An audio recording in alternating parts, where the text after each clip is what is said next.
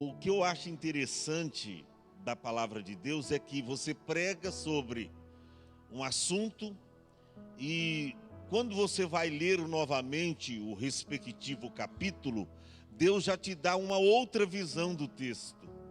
E às vezes você prega 2, 3, 5 vezes uma passagem bíblica e sempre vai crescendo nela. E Deus vai te mostrando coisas novas. E são os mistérios profundos da palavra de Deus. Paulo, o apóstolo, cantou sobre a profundidade de toda a sabedoria e a ciência de Deus. Esse negócio de alguém dizer que a palavra de Deus se renova cada manhã, não é verdade. A palavra é sempre nova. Até porque aquilo que se renova é porque no crepúsculo da tarde fica velho. E aí, de madrugada, ela tem que passar pelo processo da renovação. O que se renova a cada dia ou a cada manhã, segundo Lamentações de Jeremias, é as misericórdias do Senhor. Mas a palavra é sempre nova. Isaías 40, verso 8, diz que a palavra de Deus subsiste eternamente. A palavra é sempre nova. Agora, o que se renova a cada manhã é as misericórdias do Senhor, que são as causas de não sermos consumidos. Então, é muito importante você sempre estar lendo a palavra de Deus, porque através da mesma você obterá o conhecimento. Quem está entendendo, diga glória a Deus. Isaías capítulo de número 6, do versículo 1 até o versículo de número 8, diz assim: No ano em que morreu o rei Uzias, eu vi o Senhor assentado sobre um alto e sublime trono, e o seu séquito enchia o templo. Os serafins estavam por cima dele, e cada um tinha 6 asas. Com 2 cobriam os seus rostos, e com 2 cobriam os seus pés, e com 2 voavam, e clamavam uns para os outros, dizendo: Santo, Santo, Santo é o Senhor dos exércitos. Toda a terra está cheia da sua glória. E os umbrais das portas se moveram com a voz do que clamava, e a casa se encheu de fumaça. Então disse eu: ai de mim, pois que estou perecendo, porque sou um homem de lábios impuros, e habito no meio de um povo de impuro lábios. E os meus olhos viram o Rei, o Senhor dos exércitos. Porém, um dos serafins voou para mim, trazendo na sua mão uma brasa viva, que tirara do altar com uma tenaz. E com a brasa tocou na minha boca e disse: Eis que isso tocou os teus lábios, e a tua iniquidade foi tirada e expiado o teu pecado. Depois disso, ouvi a voz do Senhor que dizia: A quem enviarei? E quem há de ir por nós? Então disse eu: Eis-me aqui, envia-me a mim. E você toma assento e dê glória a Deus. Amém? Hoje nós vamos falar sobre o seguinte tema: a tríplice visão de Isaías e o seu chamado. Baseado aí, essa visão, no chamado que Isaías, o profeta, teve. Mas ele teve uma tríplice visão. E nessa visão, Deus estava o chamando. Interessante, ele era palaciano, ele estava ali, já exercendo. Só que ele estava acostumado com a situação. É aquele crente, permita a minha franqueza e a liberdade que eu desfruto do Espírito Santo em vos dizer isso, que às vezes o crente se acostuma com os cultos. Ele se acostuma com a religiosidade, com o cristianismo. E ele fica ali camuflado, ele fica ali na sua, ouve a palavra, vai para casa, mas sem aquela responsabilidade de exercer o ministério, de fazer a vontade de Jesus, de ganhar almas para o reino e para a expansão do reino de Deus aqui na terra. Isaías era um cristão assim, acomodado, estava ali no templo, servindo ali do seu jeitinho. Mas Deus não queria isso para a vida daquele homem.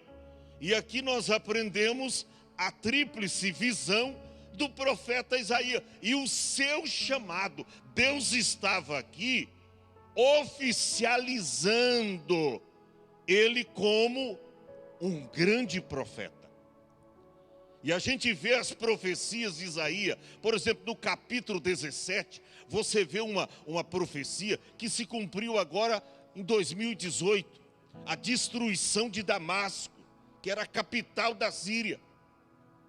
Foi destruída. Você entra aí nas mídias sociais, isso viralizou. Você entra aí nas redes sociais, você vai ver como é que a cidade de Damasco ficou. E quando você lê no capítulo 17 de Isaías, verso 1, você vê essa profecia. Ele profetizou há 740 anos antes de Cristo. A profecia cumpriu agora. Houve lá a guerra entre eles de 2011 até 2018. E 2018, toda a cidade destruída. Cumprimento da profecia de quem? Do profeta Isaías. Gente, isso aqui é muito sério. E a Bíblia nos mostra aqui claramente que tudo aconteceu no ano em que morreu o rei Uzias. Esse ano foi exatamente 740 antes de Cristo. Uzias reinou em Judá 55 anos. Ele era conhecido como Azarias, filho de Amazias. Escute bem isso. Uzias era filho de Amazias. Amazias era irmão de Amós. E Amós era pai de Isaías. Então Isaías era o quê? De Uzias, primo. Era primo. Então ele estava ali no palácio, mas como um cristão comum. Não estava fazendo nada em prol à obra de Deus, porque ele era primo do rei Uzias. O rei Uzias, todos nós sabemos, quando a gente lê essa passagem bíblica, você tem que voltar um pouquinho. Que ano foi esse e quem verdadeiramente era o rei Uzias? O rei Uzias estava sentenciado à morte em decorrência da lepra, que veio como um julgamento divino por ter ele profanado o templo de santidade do Senhor. Isso você vê lá no segundo livro das Crônicas, capítulo de número 26, do versículo 1 ao versículo 5. Primeiro aí você vê que quando Uzias começou a reinar, a Bíblia diz que ele foi tomado pelo povo, e ele tinha exatamente 16 anos. No versículo de número 2, diz assim, que ele edificou a Elate, e a restituiu a Judá, depois que o rei adormeceu com seus pais. Olha o verso de número 3, como é contundente. Era Uzias da idade de 16 anos, quando começou a reinar, e ele reinou 55 anos em Jerusalém. E era o nome de sua mãe, Jecolias de Jerusalém. Agora o que me chama a atenção é esses dois versículos 4 e 5. É contundente. Diz assim, e fez. Ele começou, olha mais o improvável aí. Começou a reinar com 16 anos. E o verso de número 4 diz que ele fez o que era reto aos olhos do Senhor, conforme fizera Amazias, seu pai. E há um segredo contundente no versículo de número 5. Porque diz que ele se deu, preste atenção, porque se deu a buscar a Deus nos dias de Zacarias, sábios nas visões de Deus. O que me chamou a atenção, eu lendo essa passagem bíblica hoje, nos dias de Zacarias. Sabe que tem crente que enquanto tem alguém do lado para ajudar ele, espiritualmente falando, ele vai bem. Você vê aí o que causava o sucesso de Uzias. Era Zacarias, sábio nas visões de Deus. Mas foi só morrer Zacarias que ele começou a sucumbir. Sabe por quê? Porque tem gente que anda na sombra dos outros. Tem gente que se não tiver alguém para o instruí-lo, ele não consegue caminhar com as suas próprias pernas. Hoje, permita a minha franqueza, tem crente na igreja assim. Se o companheiro, o amigo que o instrui mudar de cidade, ele se desvia. Ou se ele fracassar, ele fracassa também.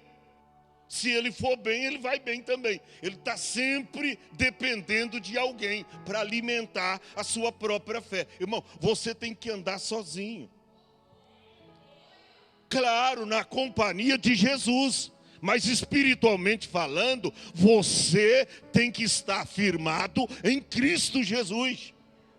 Você não tem que depender de A, de B ou C, para você estar firme com Jesus.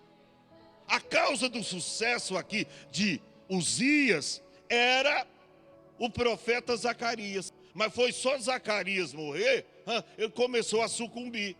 Mas me chamou a atenção que ele, com 16 anos, ele se deu a buscar ao Senhor Deus nos dias de Zacarias, sábio nas visões de Deus. E é interessante, e nos dias em que buscou ao Senhor, Deus o fez prosperar.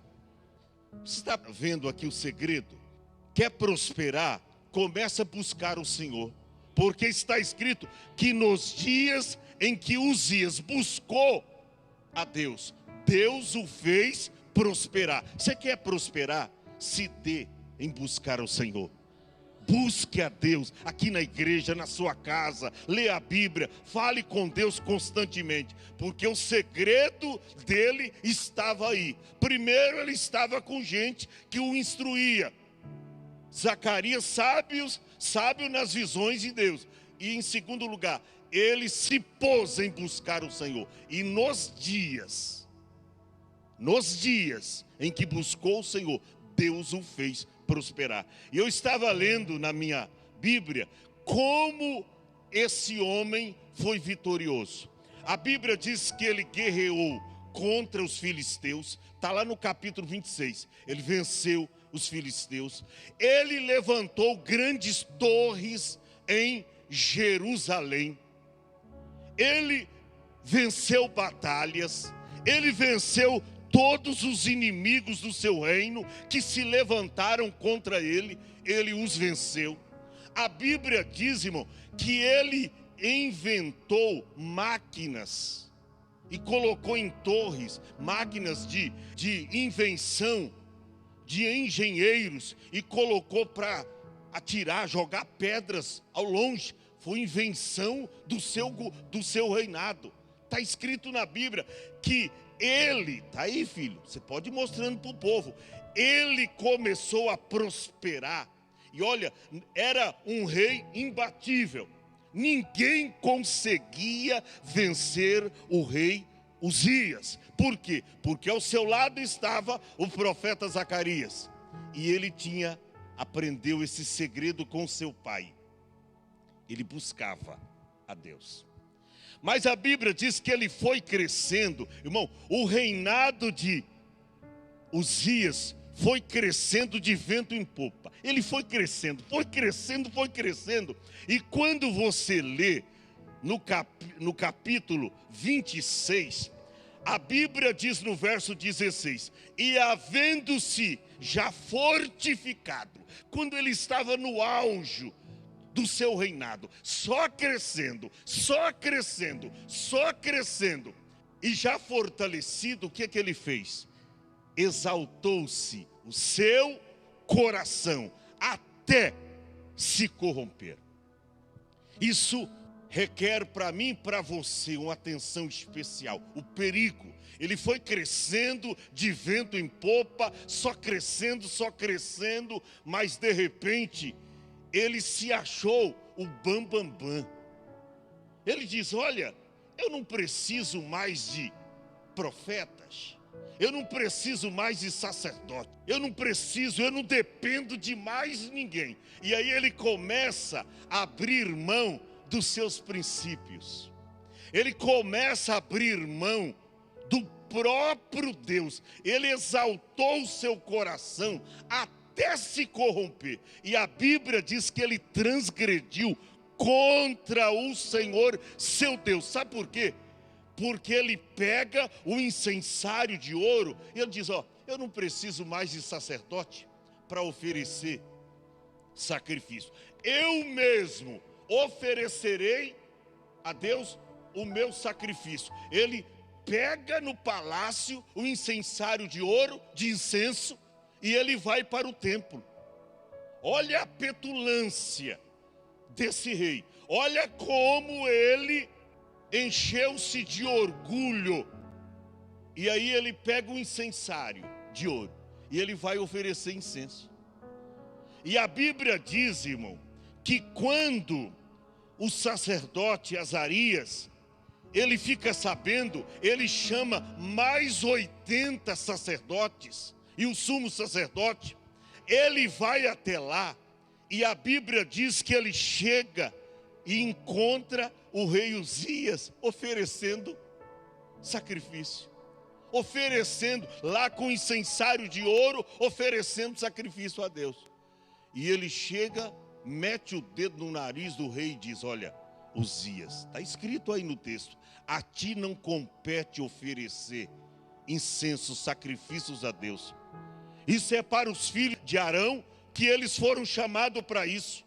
E a Bíblia diz que a petulância, a ousadia de Uzias estava tão alta que ele resistiu à palavra do sumo sacerdote. E sabe o que aconteceu? Quando ele resistiu, a Bíblia diz que apareceu na sua testa uma lepra, na hora, instantaneamente. E de repente, subitamente, Uzias ficou leproso. E quando ele se dá conta, está leproso. Aquele sumo sacerdote, os 80 sacerdotes, olha para ele está leproso. E quando ele percebe que está leproso, eles o tinham que tirar ali do templo, e ele nem ofereceu resistência, porque quando percebeu que estava leproso, ele mesmo saiu do templo. E a Bíblia mostra a sentença, que ele saiu dali leproso, deixou o reinado, foi morar numa casa separada. Olha o que o orgulho faz. Hoje tem pessoas aí petulantes, abrindo mão de Deus, achando que é a última bolacha do pacote. Coitado, irmão. A Bíblia diz que Deus exalta o humilde, mas Deus abate os soberbos. Uzias foi morar numa casa separada, e a Bíblia diz que Uzias morreu decorrência da lepra que ele pegou aonde? No templo. Você vê que até no templo do Senhor, alguém, ao invés de receber bênção, pode ser sentenciado à morte. Por quê? Porque o coração está cheio de orgulho, não é humilde, não aceita a palavra e resiste à palavra. Preste atenção, a palavra é dada pelo Espírito Santo de Deus. E quando você resiste à palavra, você está resistindo o próprio Deus, o dono da palavra. E foi exatamente isso que aconteceu. A Bíblia diz que Uzias se achou bom e forte o suficiente para não depender mais de Deus, nem dos sacerdotes e nem dos profetas. E aí foi tirado pelo sacerdote Azarias, saiu do templo leproso, foi morar numa casa separada, sozinho, e morreu em decorrência da lepra. E foi exatamente no ano em que morreu o rei Uzias que o profeta Isaías se aproxima de Deus no templo. Interessante, as crises nos aproximam do trono. Quem sabe Isaías fazia muito tempo que não orava. Quem sabe Isaías fazia muito tempo que não oferecia a Deus um verdadeiro culto.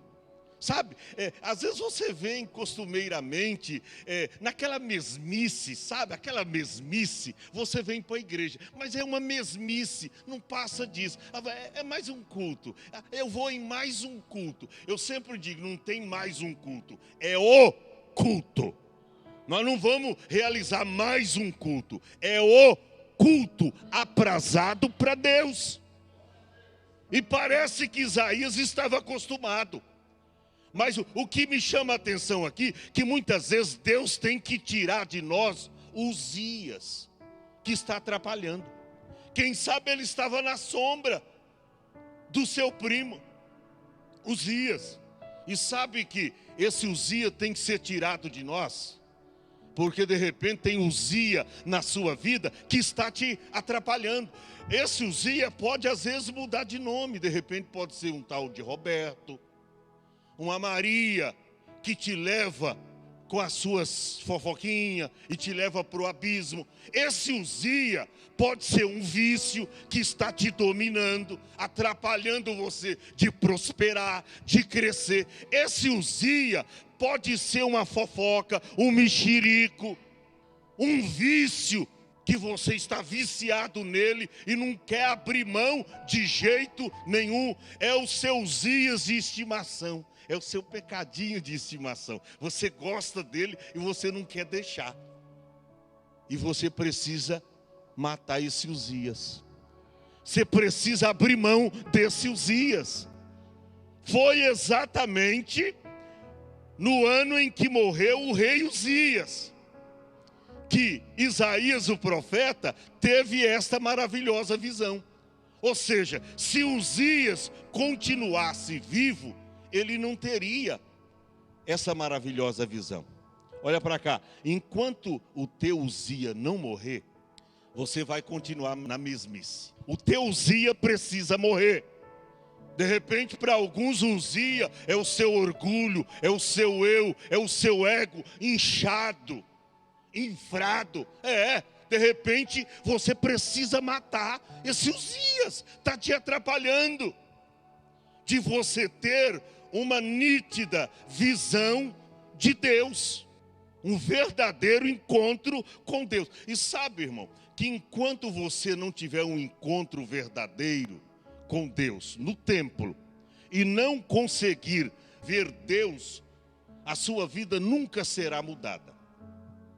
Você vem em mais um culto, mas enquanto você não tiver um encontro verdadeiro com Deus, nada vai acontecer. E o que me chama a atenção, que tudo começou a mudar exatamente no ano em que morreu o rei Uzias. Para ele era um confronto isso aqui. E tem crente que não gosta de ser confrontado. Ele não foi lá no templo para protestar contra Deus. Ele diz, não, chegou a minha vez, chegou a hora, eu tenho que mudar a minha vida. E sabe que mensagem na igreja que amassageia o nosso ego, isso não traz mudança. Mensagem de autoajuda que vem para você, mais ou menos assim, Deus quer te fazer prosperar, Deus quer enriquecer a sua vida. Eu mostrei para vocês qual era o segredo de Uzias. Ele pediu dinheiro? Não. Ele começou a buscar a Deus e aí começou a prosperar em tudo. O segredo da prosperidade é você buscar a Deus. porque aí sim Deus te capacitará. Deus vai te levantar como um empresário, como uma empresária. Deus vai te fazer crescer na terra. Qual é o segredo de tudo isso? Buscar ao Senhor. Buscar a Deus. Mas isso só vem em uma palavra que nos confronta, em uma situação que nos confronta. Tem crente que não quer ser confrontado. Ai, sabe, Deus falou forte hoje comigo. Eu não sei não, viu? Eu acho que não vou pisar mais nessa igreja. Pare com isso, irmão. Se Deus falou com você, isto é prova que Deus te ama. Apocalipse 3:19 está escrito: eu repreendo e castigo a todos quanto amo. Sê, pois, zeloso e arrepende-te. Se Deus está falando com você, isso é prova de que Ele te ama. Deus teve que tirar de Isaías o seu primo, o rei Uzias. E foi exatamente no ano em que morreu o rei Uzias que ele então aparece no templo de uma maneira diferente. Por que eu digo de uma maneira diferente? Porque veja bem o que está escrito. Com a morte do rei Uzias, veio então uma decepção ao jovem profeta em relação suas esperanças para a nação de Israel. Ou seja, acabou a sua esperança, tornando ali uma crise no seu ministério. Irmão, havia um desgosto nacional. Isaías vai e penetra nos átrios do templo para se aproximar de Deus. É como eu já disse, as crises nos aproximam do trono. A Bíblia nos mostra aqui claramente, no ano em que morreu o rei Uzias. E ele declara na sua primeira visão. Qual é a primeira visão de Isaías? Ele vê o Senhor. Diga assim: Isaías viu o Senhor. Ele faz essa declaração. No ano em que morreu o rei Uzias, eu vi ao Senhor. Não é que ele diz: papai viu o Senhor, mamãe viu o Senhor e me contou. Não é que contaram para ele, não. Ele diz: eu vi ao Senhor. Porque tem gente que anda com as experiências dos outros. Papai viu, mamãe viu e me contou, então eu vou seguir. Não, ele viu ao Senhor. Enquanto você não ver a Deus, a sua vida não será mudada. Enquanto você não tiver um encontro verdadeiro com Deus, o seu culto será mais uma mesmice. Um momento, quem sabe para alguns, de lazer. É como você estivesse numa clínica dentária ou numa sala de espera. Você está esperando o início do culto, o culto desenrola, termina, você vai para casa, nada trouxe e nada recebeu. Entra vazio e sai mais vazio do que entrou. Sabe o que é isso? A mesmice. É viver a experiência dos outros. Irmão, você não tem uma experiência não?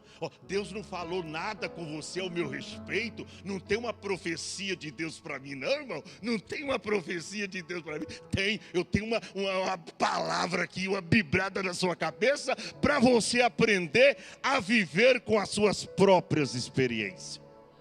É isto. Ele diz, no ano em que morreu o rei Uzias, eu vi ao Senhor. Não é que contaram para ele. Ele diz, não, eu tive a minha própria experiência. Eu vou perguntar aqui, quantos que já tiveram experiências verdadeiras com Deus, irmão? Isso é extraordinário. Eu me lembro que eu era pastor em Caraguatatuba, isso no ano de 92. E eu estava construindo um templo ali, e a gente estava numa crise financeira.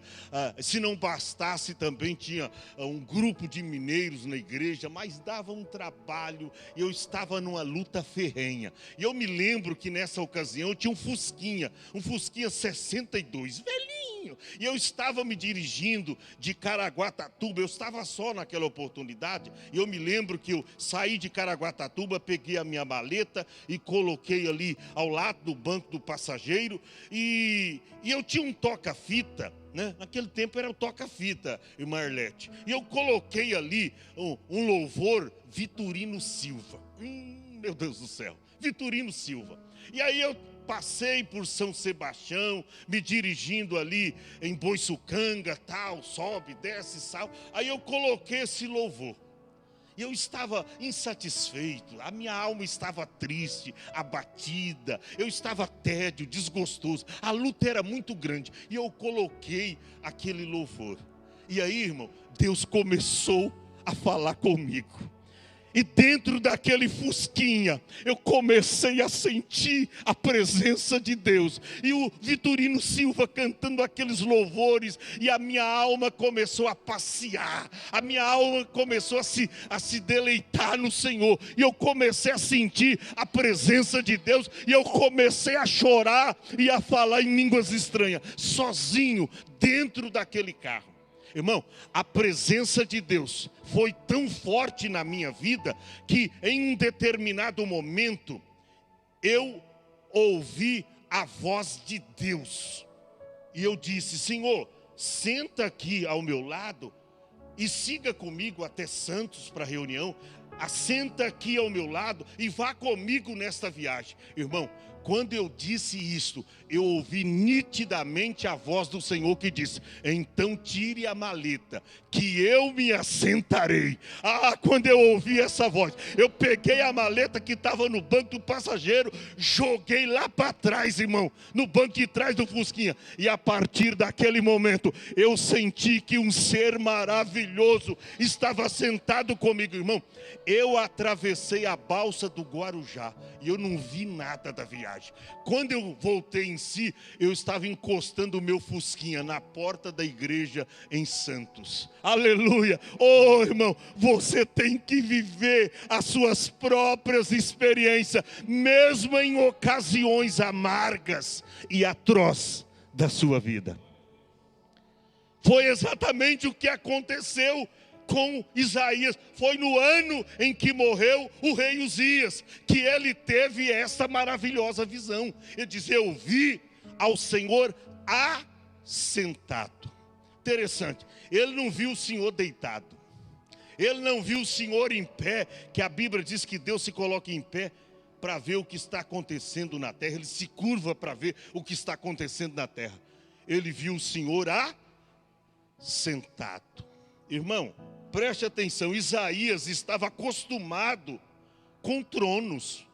Sim, pastor, é verdade, ele estava acostumado. Ele havia convivido com a corte 60 anos. Estava habituado em ver tronos. Escute bem isso. Ele conviveu 1 ano com Uzias, 5 anos com Jotão, 16 anos com Acás, 20 anos com Ezequias, 18 anos com Manassés. Olha, de fato ele estava habituado em ver trono. Mas quando ele vê nesta maravilhosa visão, Deus, o Senhor de todo o universo, de toda a terra, assentado em um alto e sublime trono, e o seu séquito enchia o templo. Irmão, ele ficou maravilhado. Você precisa ter um encontro com seu Deus. Você precisa se aproximar de Deus. Pastor, mas eu estou em crise.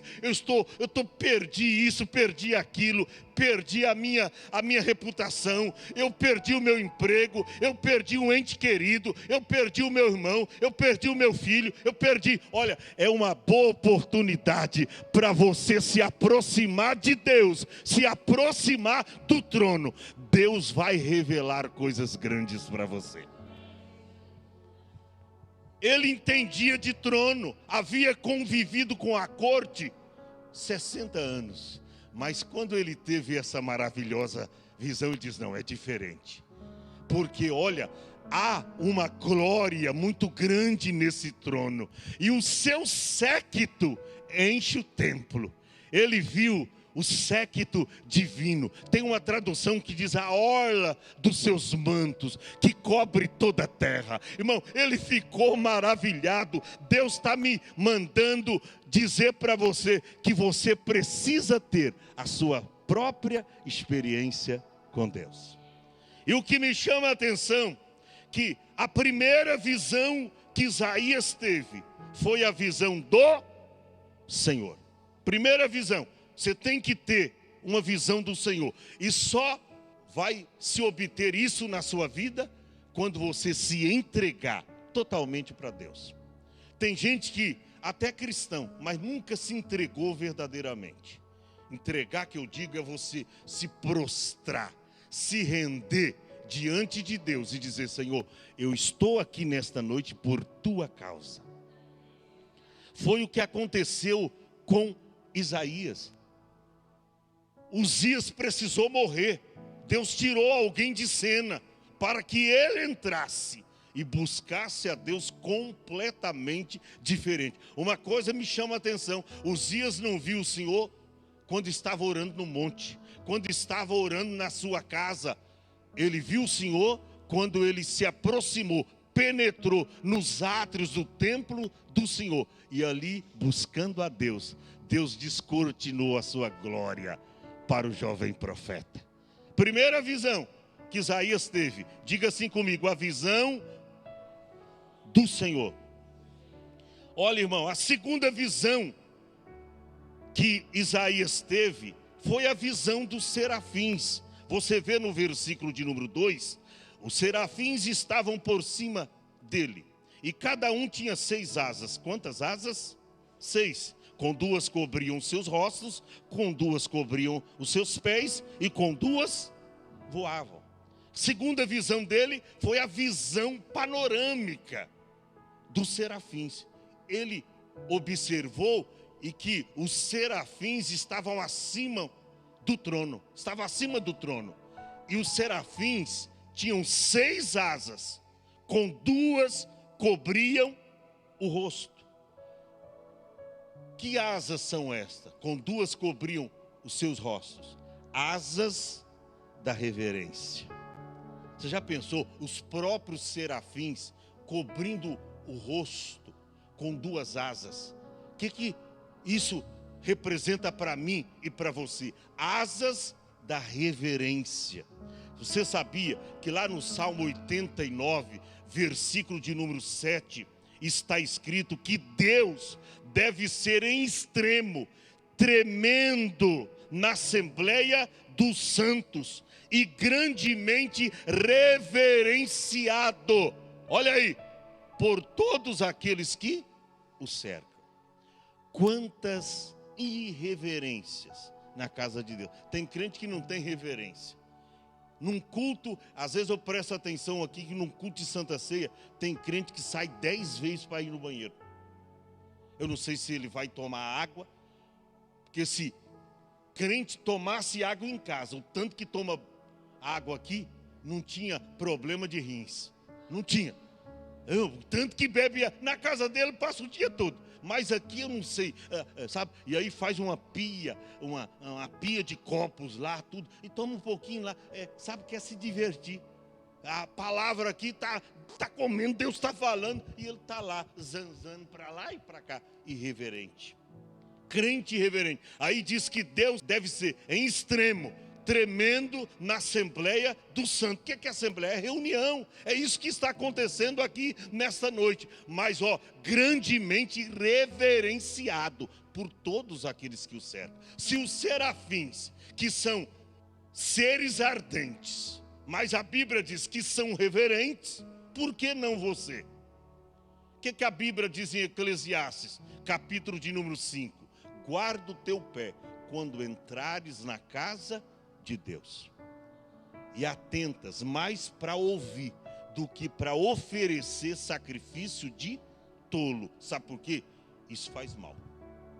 Tem crente que está se oferecendo sacrifício de tolo. Ele vem para a igreja e diz: eu não recebi nada. Mas você não veio para buscar nada. Você veio para zanzar, para olhar, para ver defeito. Você não veio para cultuar, para se entregar. Porque quando você vem para se entregar, pode ser um menino que esteja pregando aqui. Deus vai falar com você, você vai sair daqui edificado e, sobretudo, abençoado. Então, tenha reverência na casa de Deus. Primeiras 2 asas. Com 2, eram 6. Com 2 cobriam o rosto. A Bíblia diz, e com 2 cobriam o peixe. Asas da humildade. Com 2 cobriam os rostos, mas com 2 cobriam os pés. Asas da humildade. Por isso que está escrito lá em 2 Crônica, e se o meu povo, foi Deus que disse, que se chama pelo meu nome, primeiro, se humilhar. Olha aí, asas da humilhação. Eles cobriam, com 2 cobriam os rostos, asas da reverência. Com 2 cobriam os pés, asas da humildade. E se o meu povo, que se chama pelo meu nome, se humilhar e orar e buscar a minha face e se converter dos seus maus caminhos, aí Deus diz, então eu ouvirei do céu, perdoarei os seus pecados e sararei a sua terra. 7,14. É dessa forma, irmão. É dessa forma que Deus te abençoa. É você sendo reverente, é você sendo humilde, como está escrito na palavra. Eles tinham 6 asas, com 2 cobriam os seus rostos, com 2 cobriam os pés, e tinha mais 2. E sabe o que essas outras 2 representam para mim e para você?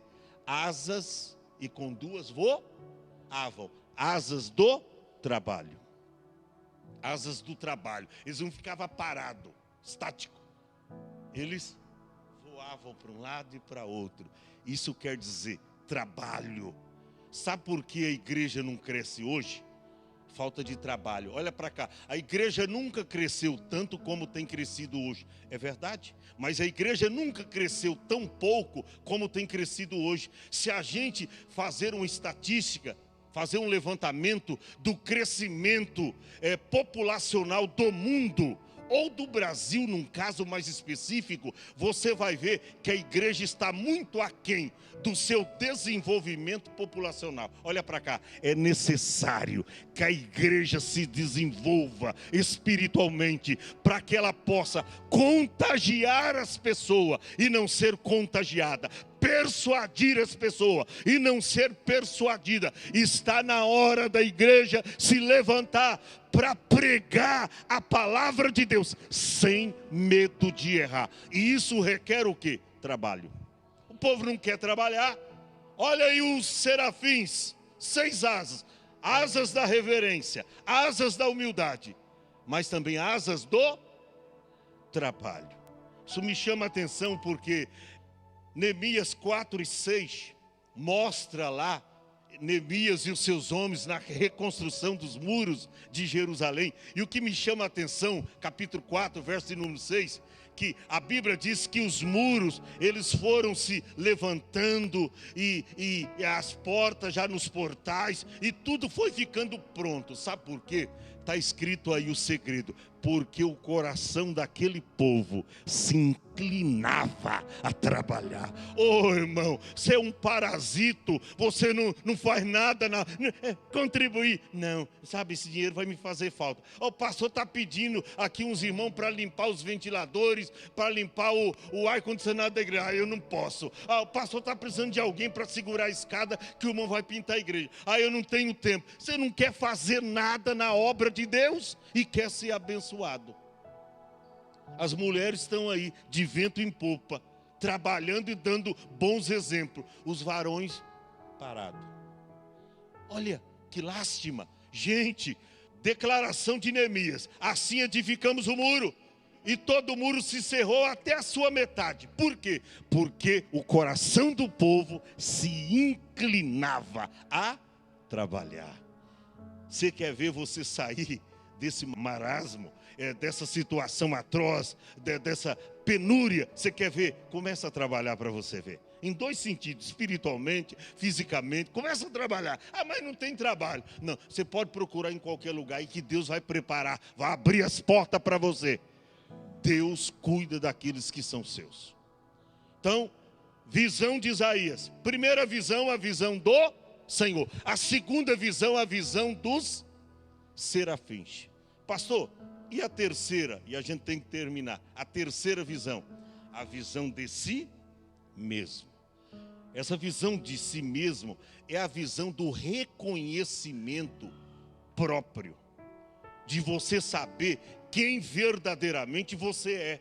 Porque de repente você acha uma pessoa tão boa, tão maravilhosa, mas quantas vezes se pega murmurando, falando mal das pessoas, falando mal do seu irmão, falando mal da sua igreja, falando mal do seu pastor, e você acha o bambambam, você acha uma pessoa boa. Como Isaías no seu tempo, ele se achava, ele ia ao templo costumeiramente, naquela mesmice de sempre, mas ia. Mas quando Isaías teve, primeiro, a visão do Senhor, segundo, a visão dos serafins, seres ardentes, terceiro, a visão de si mesmo, a vida do profeta Isaías foi mudada radicalmente. Pastor, mas ele teve uma visão de si mesmo, de um reconhecimento pessoal de si mesmo? Teve. Olha para cá, Isaías tinha um grande problema. Pergunte assim para mim, qual, pastor? Isaías era colecionador de defeitos da vida alheia. Nossa, como gostava de olhar para a vida de outrem, das outras pessoas. Ele era colecionador, ele colecionava os defeitinhos, os defeitões, ele colecionador de defeito da vida alheia. Pastor, mas o senhor pode provar isso na Bíblia? Eu provo. Eu vou provar para você que só do capítulo 1 de Isaías até o capítulo 6, ele pronuncia 10 ais. E 9 é para as pessoas. 9 é para as pessoas. Abre a sua Bíblia, Isaías capítulo de número 1. Primeiro ai do Isaías. Olha aí, colecionador de defeito. Só ficava pronunciando ai. Você sabe que a palavra ai, olha para cá, é designativa de dor, de punição. Quando ele pronunciava ai, ele estava então trazendo punição para as pessoas. Ai desse, ai daquele. Ó, o primeiro ai de Isaías, capítulo 1, verso 4. Ai da nação pecadora, povo carregado de iniquidade, descendência de malfeitores, filhos corruptores, deixaram o Senhor, blasfemaram do Santo de Israel e o abandonaram. Primeiro ai de Isaías. Segundo ai de Isaías, capítulo 3, verso de número 9. O aspecto do seu rosto testifica contra eles, porque publicam os seus pecados como Sodoma e não os dissimulam. Ai da sua alma, porque fazem mal a si mesmo. Segundo ai de Isaías. Terceiro ai de Isaías, capítulo 3, verso 11. Ai do ímpio, tudo lhe irá mal, porque segundo o que as suas mãos fizeram, será pago. Terceiro ai de Isaías. Quarto ai, capítulo 5, verso de número 8. Ai dos que ajuntam casa a casa, reúnem campo a campo, até que não haja mais lugar e fiquem como únicos moradores do meio da terra. O quarto ai de Isaías. O quinto ai, capítulo 5, verso de número 11. Ai dos que se levantam pela manhã e seguem a bebedeira, e assim continua até a noite, até que o vinho os esquenta. Está aí o quinto ai de Isaías. O sexto ai, capítulo 5, verso 18. Ai dos que puxam a iniquidade com cordas de vaidade, e o pecado com cordas de carroça. Olha aí. O sexto ai de Isaías. O sétimo ai, capítulo 5, verso de número 20. Ai dos que ao mal chamam bem, e ao bem chamam mal, que fazem das trevas luz e da luz trevas, fazem o amargo doce e do doce amargo. Aí está o 7º ai de Isaías. O 8º ai de Isaías, capítulo 5, verso 21.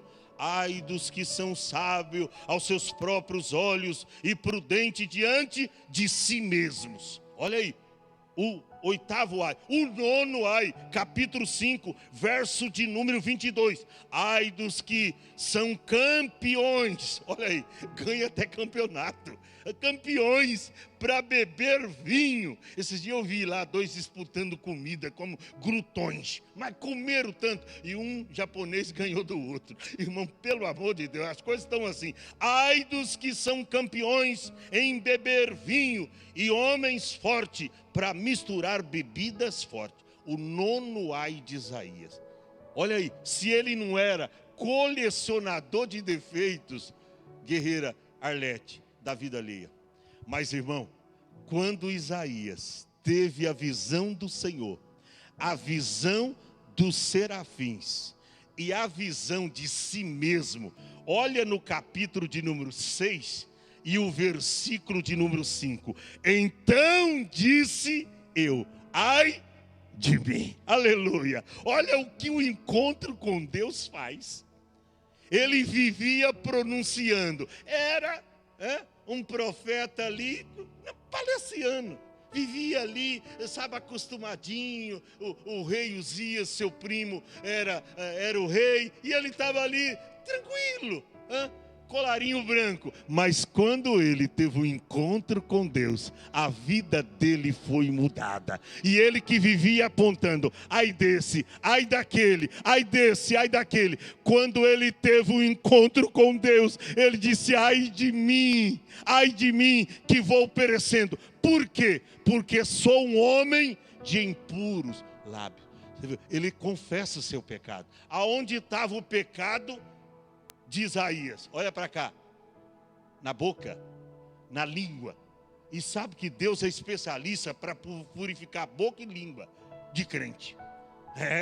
Meu. Às vezes ele usa até espada para cortar a língua. Porque às vezes para mim, o fofoqueiro deveria ser pendurado na igreja pelas línguas. Todos os fofoqueiros pendurados para a língua. E os que dão ouvido pelas orelhas.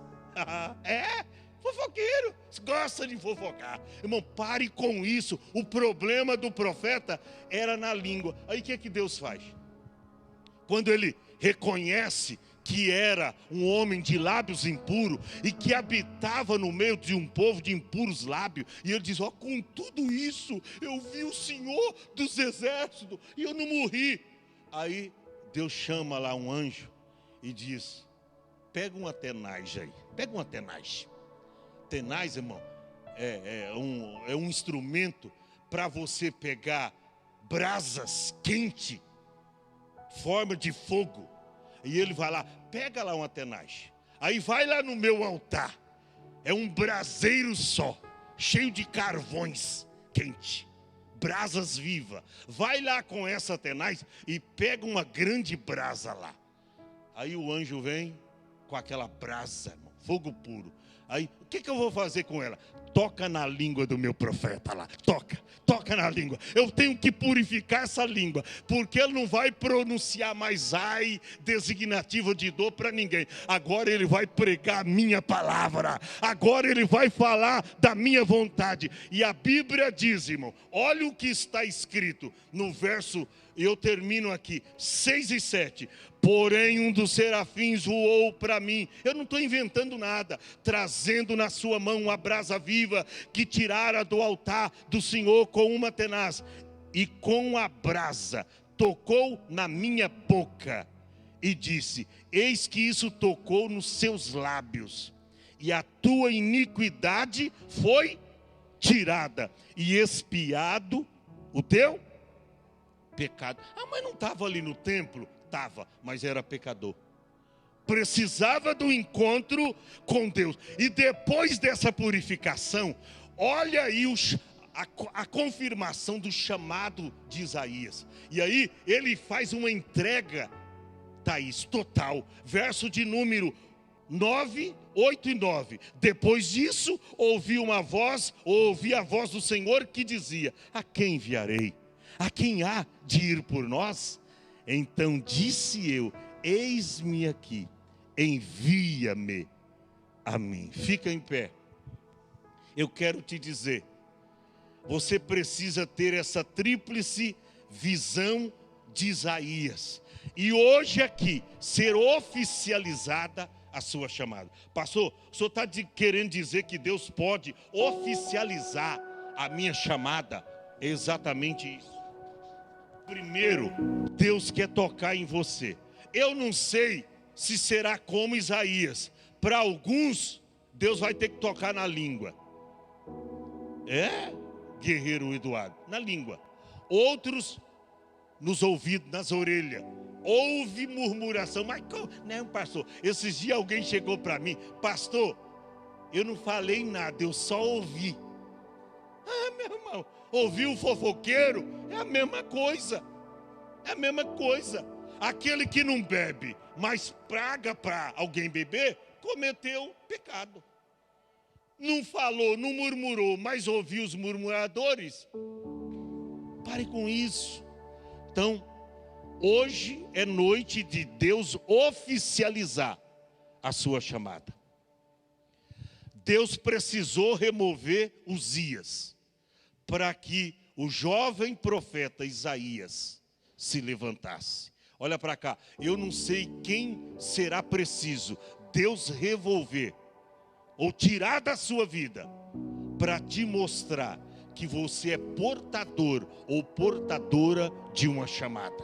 Eu não sei o que Deus terá que remover. De repente até bens materiais que está te prendendo, que está te segurando. Às vezes Deus tira até coisas materiais, porque está impedindo você de servir a Deus. Ah, pastor, sabe por que eu não venho na igreja, pastor? Porque eu não tenho tempo. Eu estou ganhando tanto dinheiro, pastor, mas é tanto trabalho. Tá bom, eu vou orar para Deus tirar todo o trabalho. Você vai ver, vai ficar na miséria. Pastor, mas às vezes não preciso nem orar. Deus faz isso com a gente. Deus tira tudo para você entender que você não é nada sem Deus, que você precisa dele. É noite de Deus oficializar aqui. Eu estou afirmando isto pelo Espírito Santo de Deus. Sempre você arruma uma maneira de fugir. A sua esposa vem, você não. Não, eu não tenho tempo. A esposa vai no meu lugar. Não, Deus quer você. Aí você vem acostumadinho com esse culto medíocre. Esse culto aí que você não vê a hora do culto terminar, mas sem um verdadeiro compromisso com Deus. Hoje Deus está chamando você. Ele quer oficializar a sua chamada. E se for necessário Deus remover alguns Uzias da sua vida, eu não sei se é namorada, que o casamento está travado, ou o relacionamento está travado, que está impedindo você livremente de servir a Deus. De repente é uma amizade, é um Uzias chamado amizade que está te levando para o abismo. Deus vai remover da sua vida aqueles gostos profanos, medíocres e pecados que Deus quer remover da sua vida, para deixar você livre para Ele. Deus te quer livre. Eu quero nessa noite, eu vou chamar toda a igreja aqui. Quem é sensível à voz do Espírito Santo, virá à frente e dizendo para Deus: eu preciso desta palavra, eu preciso que a minha vida seja mudada. Sai do teu lugar e vem à frente. Nós vamos cantar um louvor para Deus. Saia do teu lugar e venha, mas venha depressa. Venha.